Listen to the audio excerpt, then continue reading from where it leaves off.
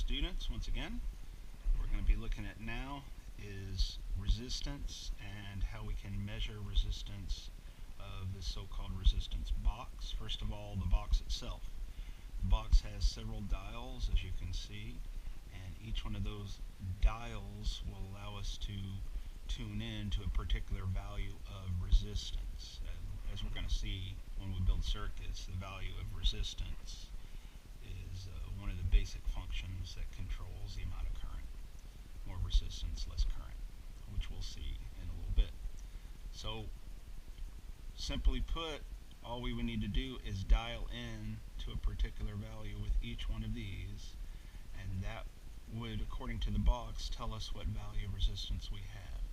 And so it's known as a decade resistance box because all of these are in powers of 10, starting with just the unit is called ohms, spelled O-H-M-S, and so these are just single ohms, and 10, 100, 1,000, 10,000, all the way up to hundreds of thousands of ohms that you can dial to. So that's quite a range. And we certainly could take that value and apply it to our circuit, but we want to be able to not just trust these numbers, but also be able to determine what the resistance is by using our multimeter, which we had some introduction to before. And so now, instead of, say, looking at voltage for a battery, we want to be able to determine resistance of a resistor. So let's do that very thing.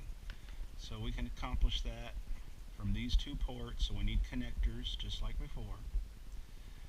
And so let's connect up the resistance box to the meter itself, so we can do that pretty quickly. Reminding ourselves of the ports, we want the common, and we also want to plug in to this port once again like we did before.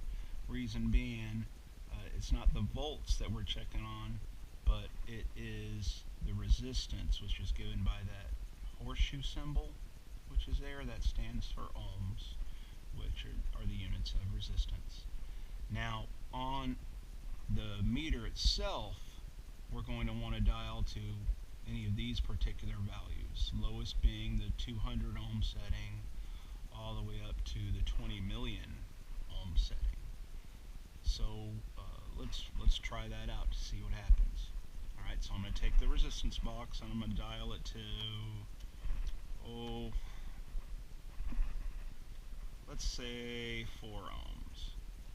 And so what I want to do is I want to take my meter and I want to dial that, and what we could do is we could start with the largest and notice that we're not getting any value there, so you just keep dialing down, dialing down, dialing down, and so you see we get a reading there for the 2 kilo ohm setting.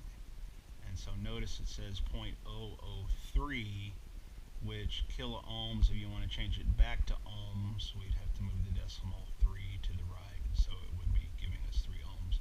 But in this case, since we know the claim is that it's below 200 ohms, then we get our most precise reading by setting it to 200 ohms, and you can see that we have 4.2 ohms being recorded here. And it really doesn't matter when it comes to measuring resistance. You don't have to be careful about if you plug one into the other or vice versa. Resistance is symmetric as far as that goes. Let's dial up to something much larger.